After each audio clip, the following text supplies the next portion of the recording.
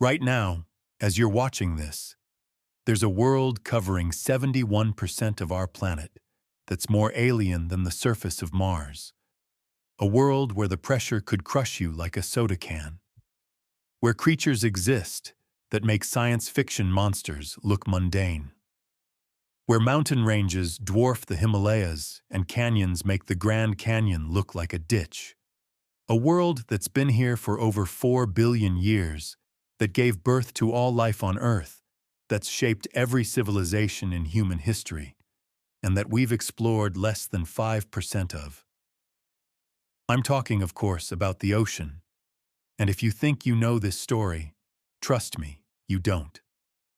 Because what you're about to discover is so much stranger, more violent, more beautiful, and more important than anything you learned in school.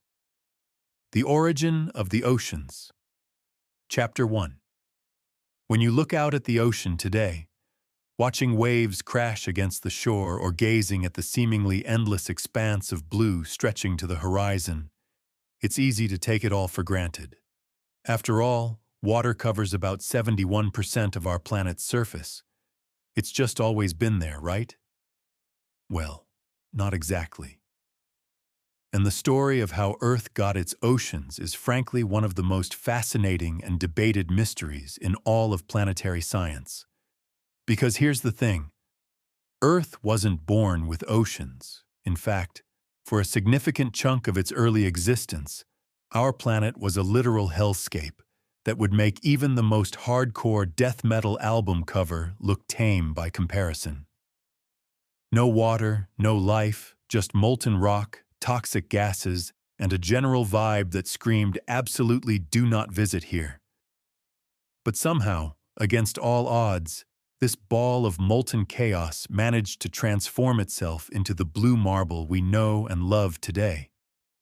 And that transformation is what we're going to explore.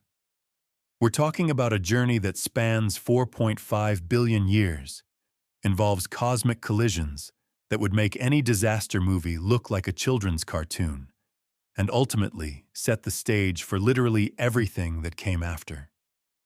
Because without oceans, there's no life. Without life, there's no you watching or listening to this right now.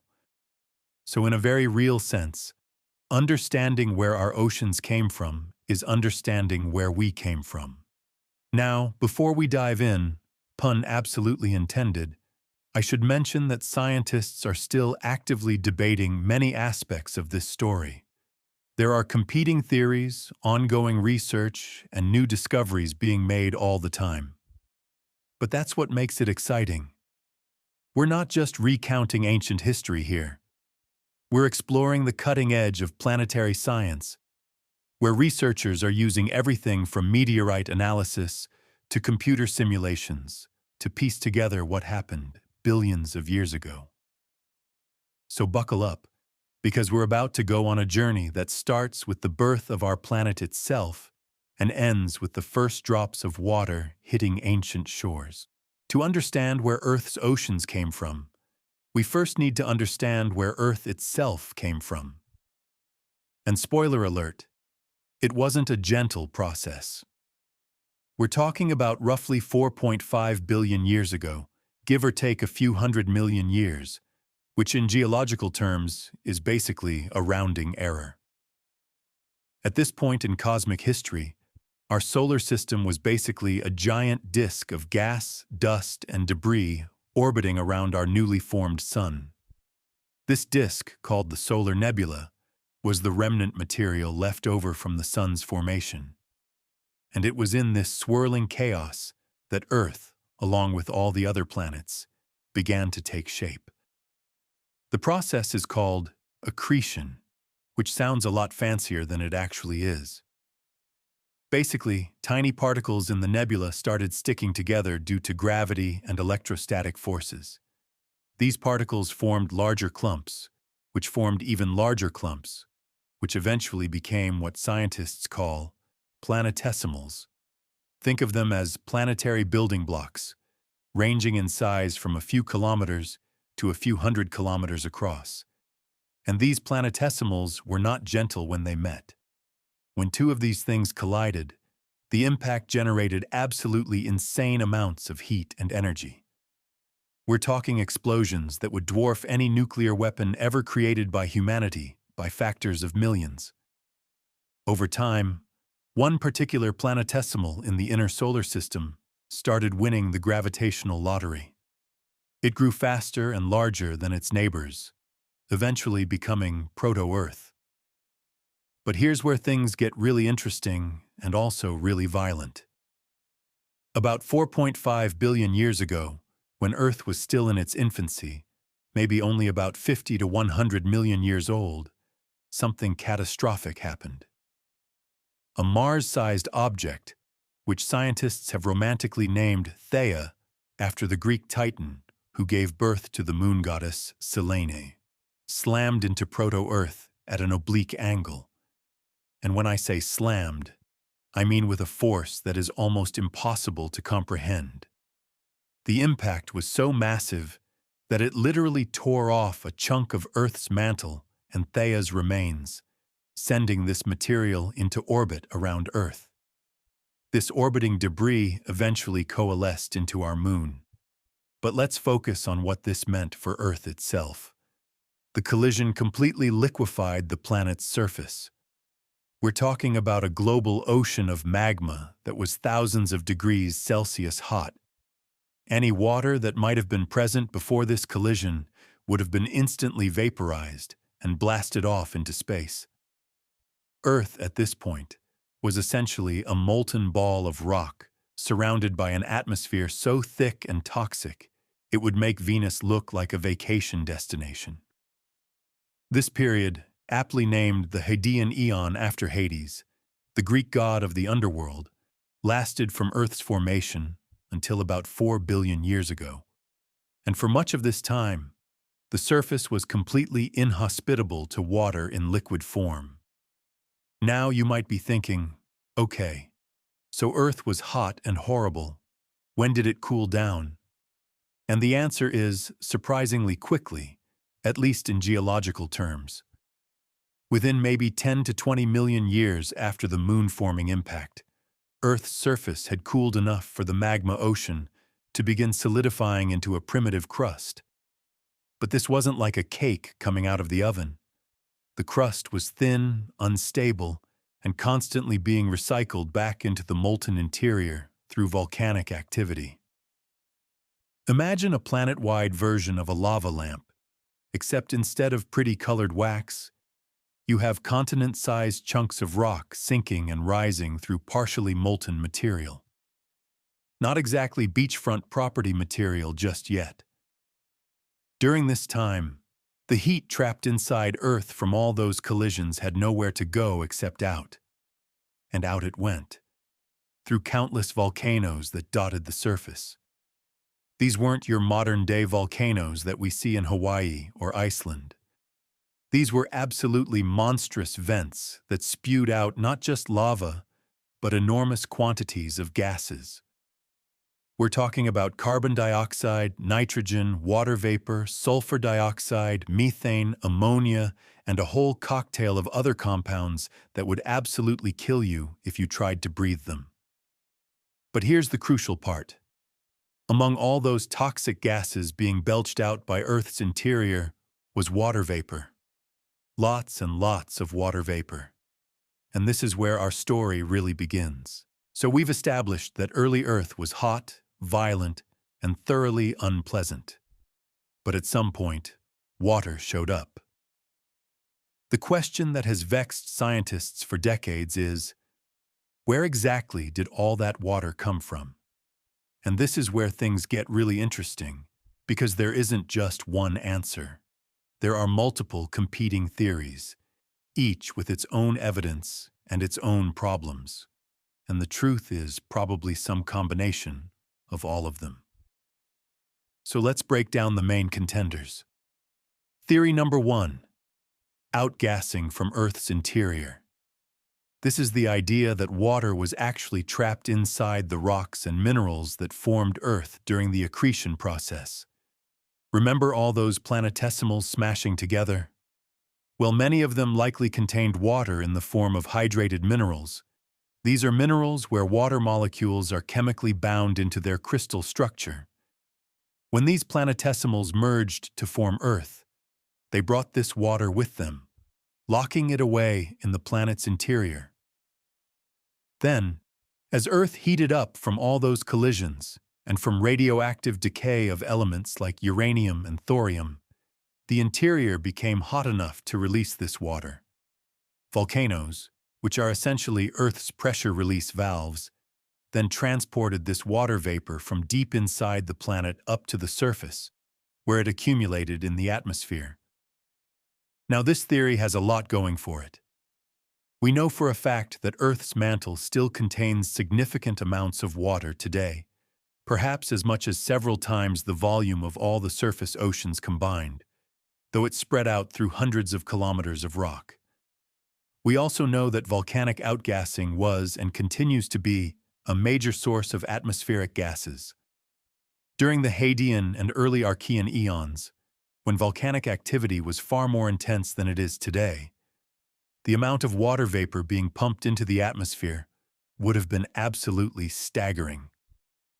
Some estimates suggest that early Earth's atmosphere might have been as much as 10% water vapor at times, compared to the measly 1 to 4% we see in our atmosphere today. But here's the problem with the outgassing theory as the sole explanation. The chemistry doesn't quite add up. When scientists analyze the composition of water on Earth, particularly the ratio of different hydrogen isotopes, and compare it to the composition of water locked in Earth's mantle rocks, there are some discrepancies. Specifically, Earth's ocean water is slightly enriched in deuterium, which is a heavier isotope of hydrogen, compared to what we see in most mantle-derived rocks. This suggests that at least some of Earth's water came from somewhere else, somewhere that had a different deuterium to hydrogen ratio.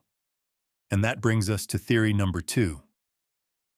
Theory number 2, comets and asteroids. This is probably the most popular theory in public imagination, partially because it's got that romantic notion of water being delivered from the stars. The idea here is straightforward.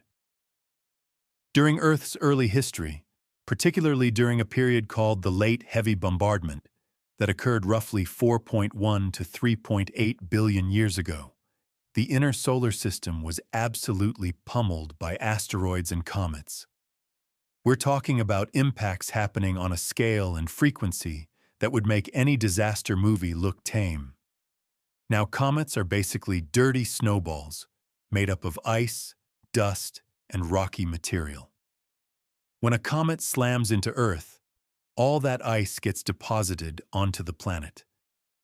If you had enough comets hitting Earth over a long enough period, you could theoretically deliver enough water to fill the oceans. Asteroids can also carry water, particularly a type called carbonaceous chondrites, which contain significant amounts of water locked up in minerals. In fact, some carbonaceous chondrites are up to 20% water by weight, which is pretty impressive for a rock. And here's the really cool part. When scientists analyze the deuterium to hydrogen ratio in water from certain types of carbonaceous chondrites, particularly those that came from the outer asteroid belt, the ratio matches Earth's ocean water almost perfectly. This has led many researchers to conclude that asteroids, rather than comets, were probably the main delivery mechanism for Earth's water. But wait, because comets aren't completely out of the picture. Recent missions to comets, including the European Space Agency's Rosetta mission to Comet 67P, have shown that different comets have very different deuterium to hydrogen ratios. Some match Earth's water pretty well, while others are way off. This suggests that the source region and formation history of comets matters a lot. Comets that formed closer to the Sun might have different isotopic signatures than those that formed farther out. So while the early measurements of comet water seem to rule out comets as a major source of Earth's water, More recent data has reopened the possibility that some comets, particularly those from certain regions of the solar system, could have contributed. The current scientific consensus is leaning toward a mixed model. Earth's water probably came from multiple sources. Some was outgassed from the interior. Some came from asteroids, particularly carbonaceous chondrites from the outer asteroid belt. And some might have come from comets, though probably not as much as once thought. Different delivery mechanisms were probably more important at different times in Earth's history.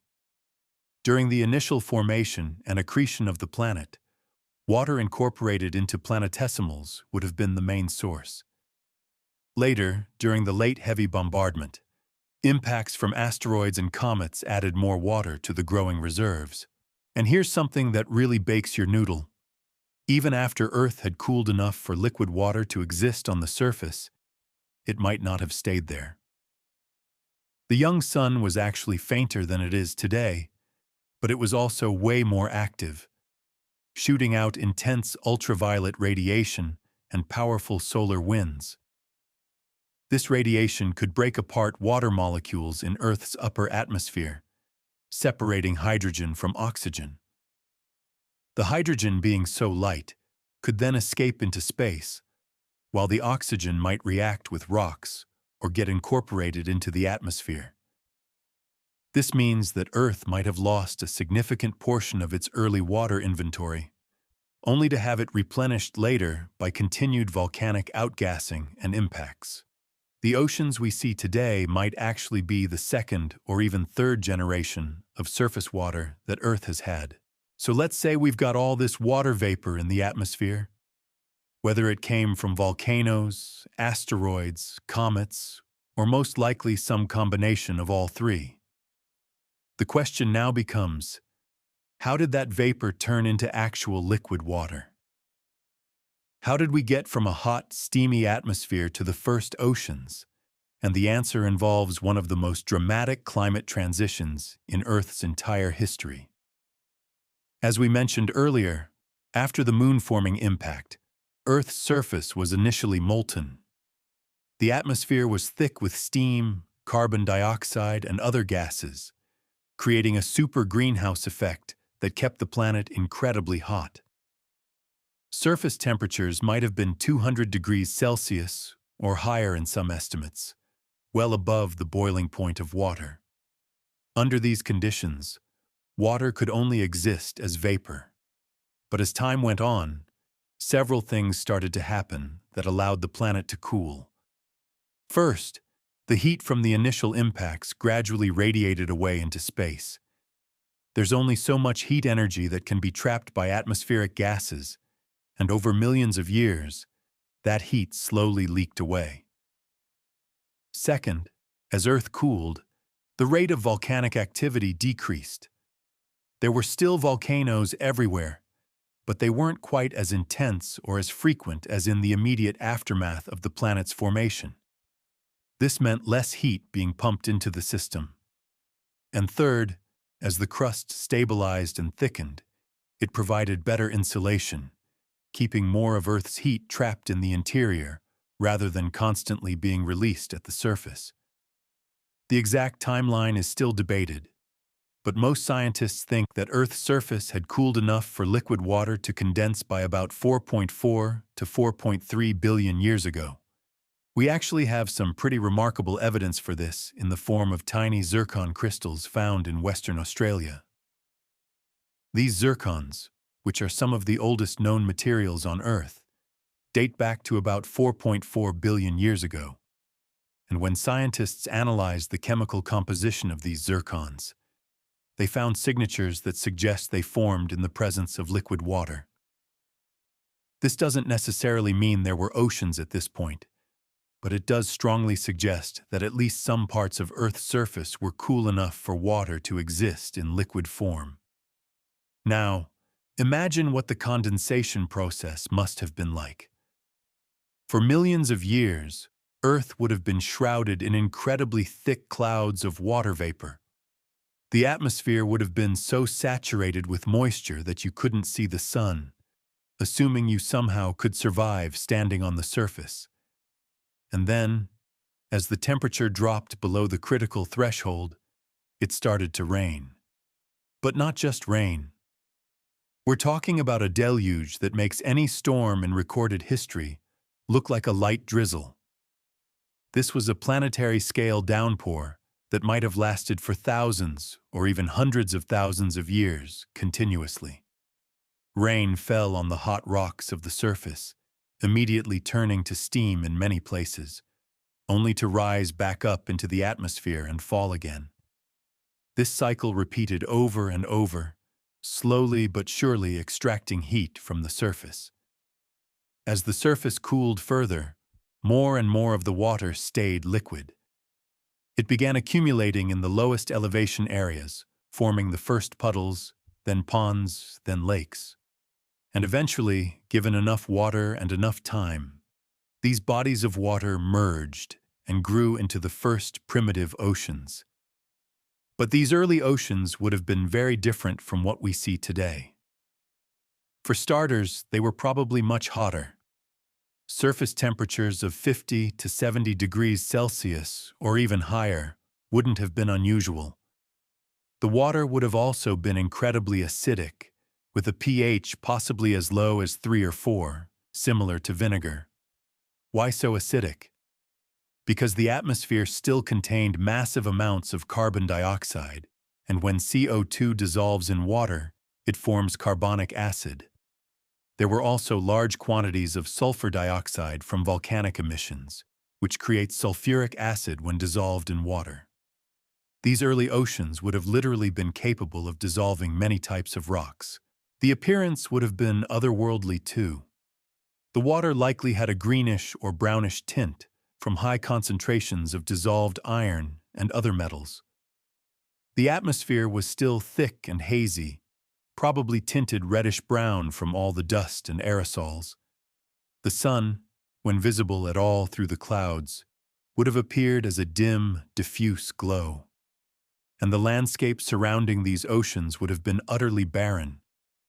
No plants, no algae, no life of any kind.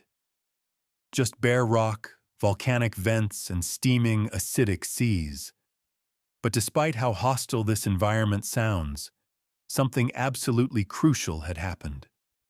Earth now had liquid water on its surface, and liquid water, as we've learned from studying the origins of life, is absolutely essential for the complex chemistry that leads to living organisms. Without this condensation event, without the formation of these first oceans, life as we know it could never have emerged.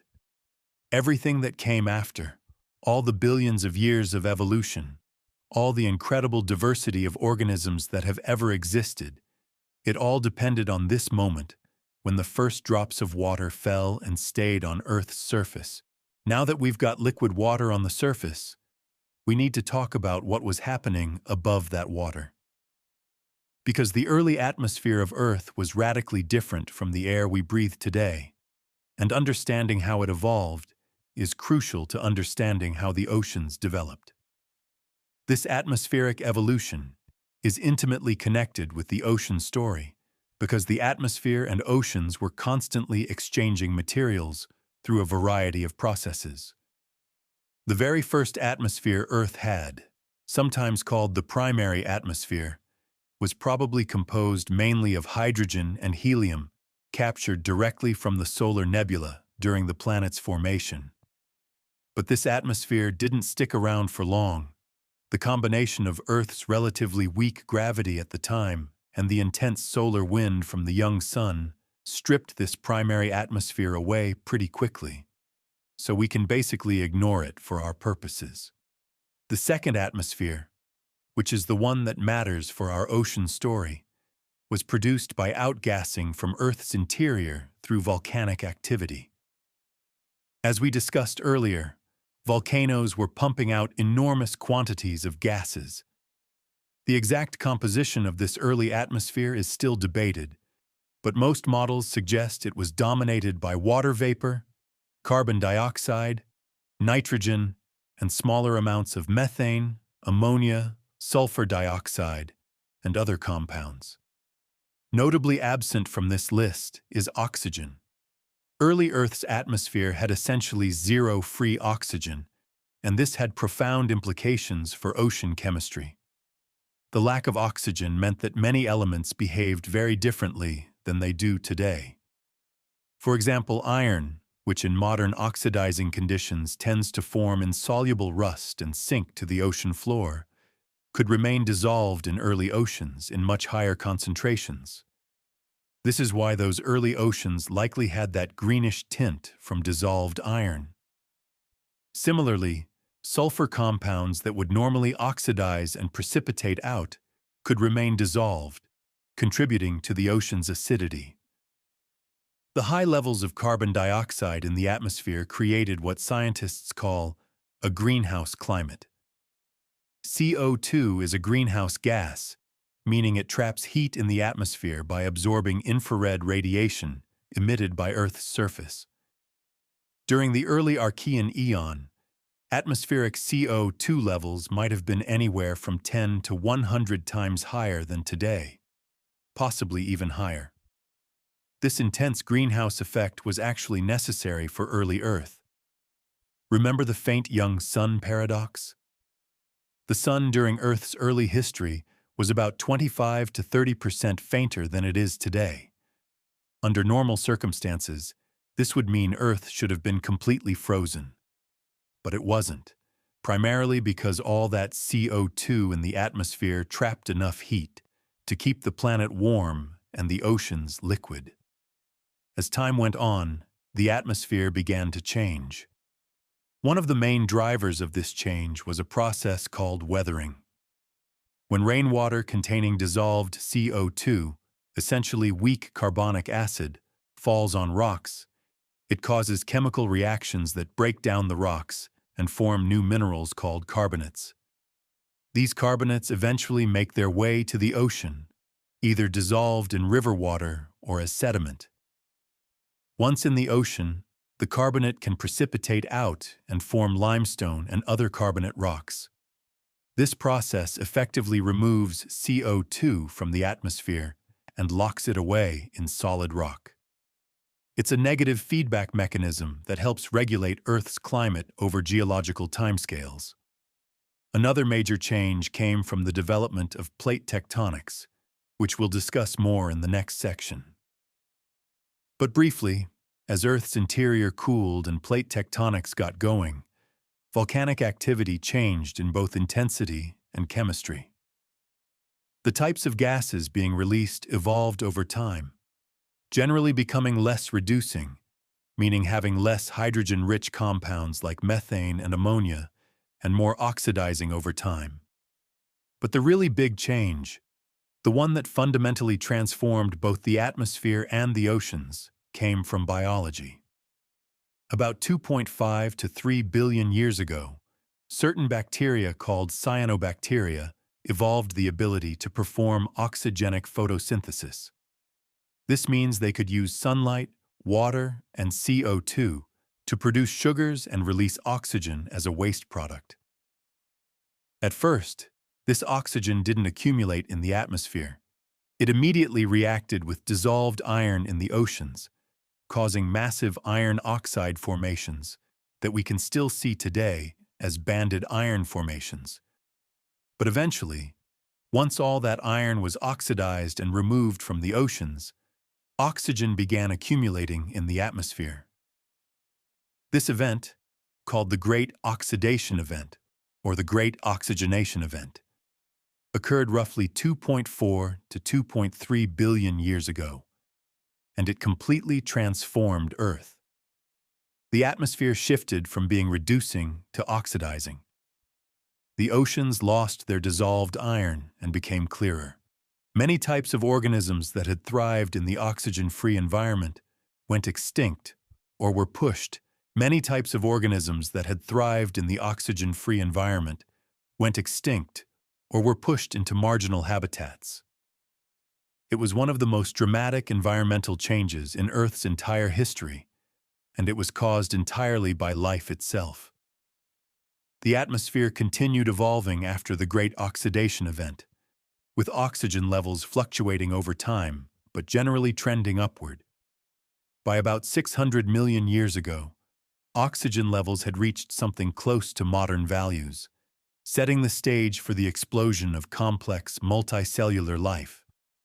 But all of this traces back to those early days when the first atmosphere condensed from volcanic gases and interacted with the newly formed oceans to create the conditions necessary for life to emerge. Now we need to talk about one of the most important processes in shaping Earth's oceans, both ancient and modern: plate tectonics. This is the movement of Earth's lithosphere, the rigid outer shell of the planet, which is broken into large plates that slowly move around on top of the more ductile mantle below.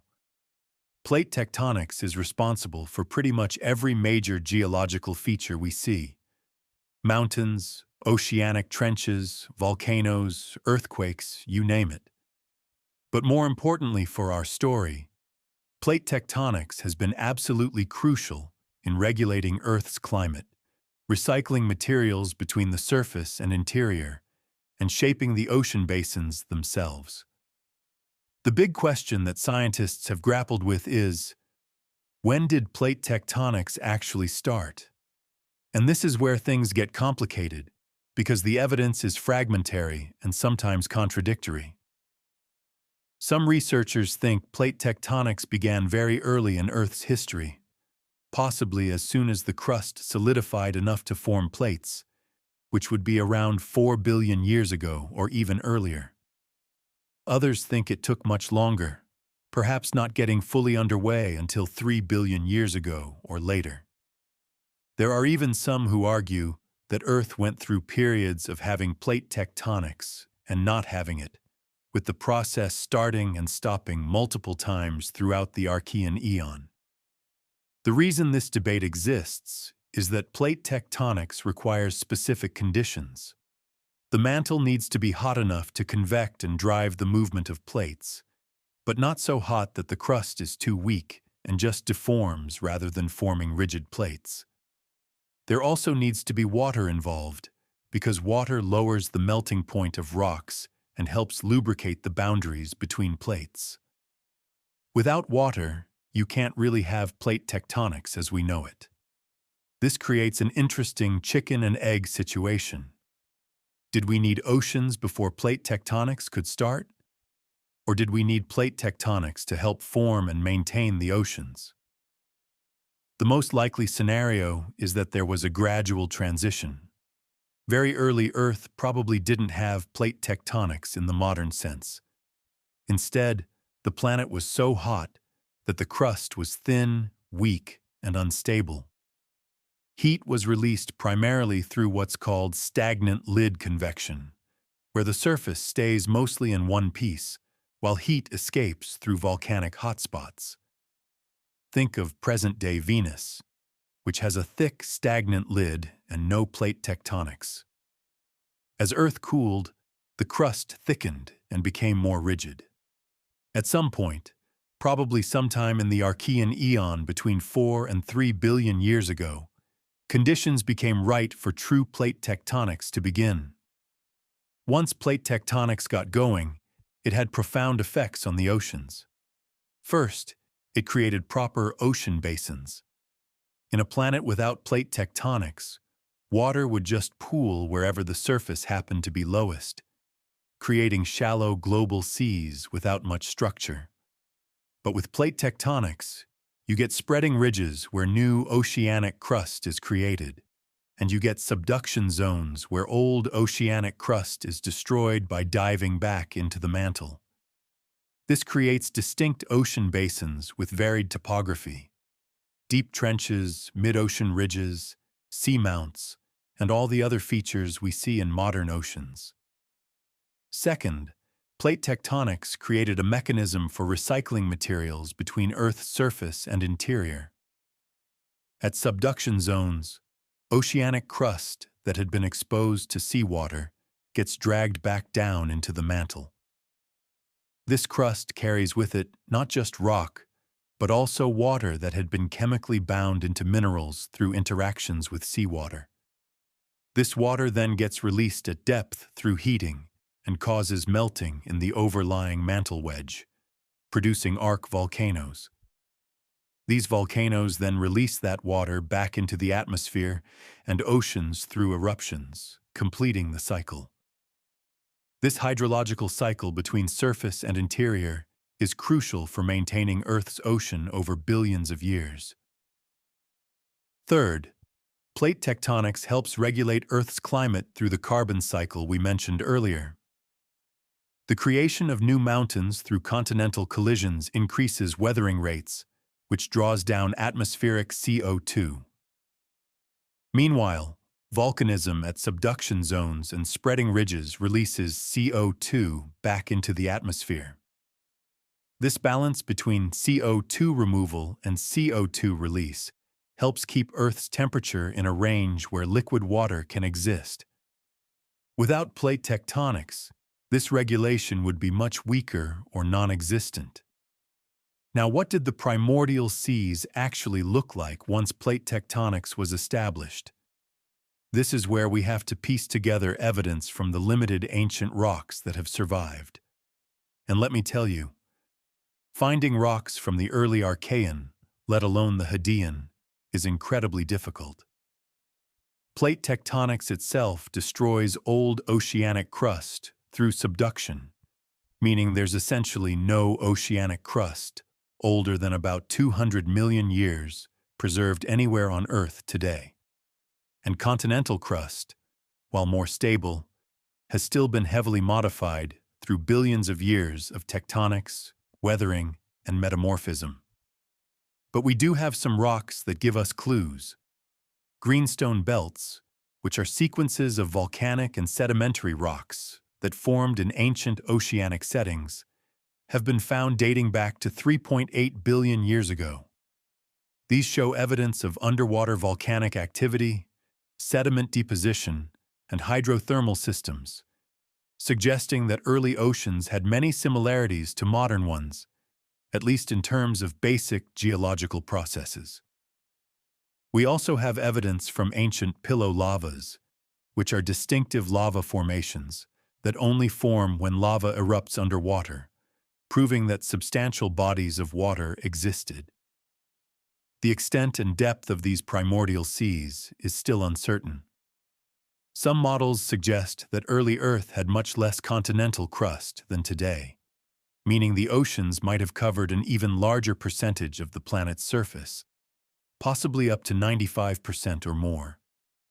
The continents that did exist were probably small, scattered protocontinents rather than large land masses.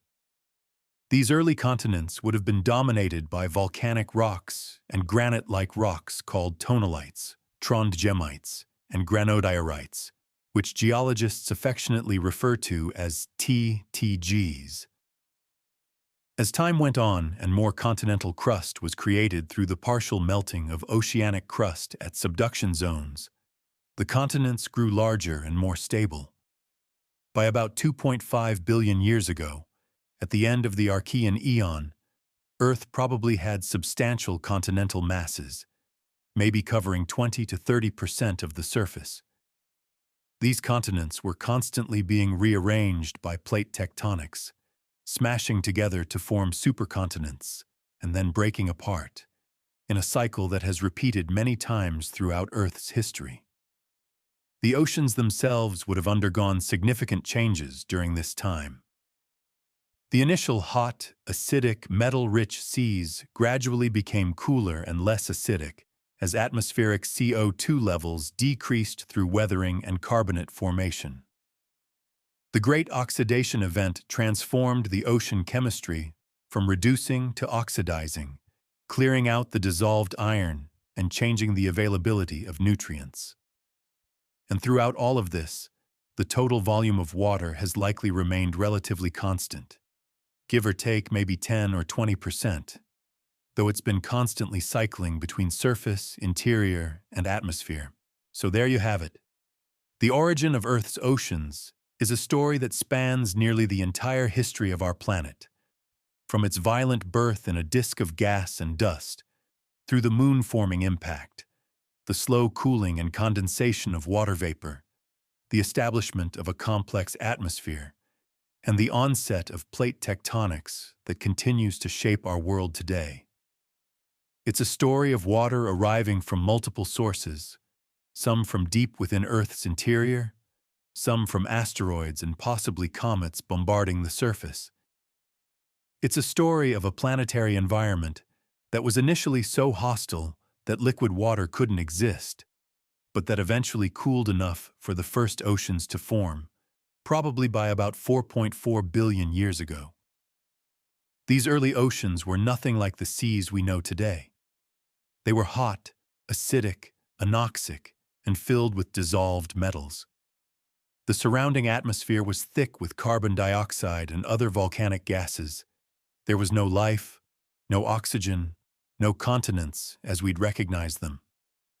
But despite how alien this environment was, it had something crucial: liquid water in contact with rock and an atmosphere. And that combination, as it turned out, was exactly what was needed for the complex chemistry that would eventually give rise to the first living organisms. The oceans that formed during this early period set the stage for literally everything that came after. They provided the medium in which life emerged, probably sometime around 3.5 to 4 billion years ago. They served as the crucible in which that early life evolved and diversified. They regulated Earth's climate through their interactions with the atmosphere and plate tectonic processes, and they continue to play that role today, acting as the planet's primary heat reservoir, weather generator, and carbon sink. Understanding where the oceans came from isn't just an academic exercise in reconstructing ancient history.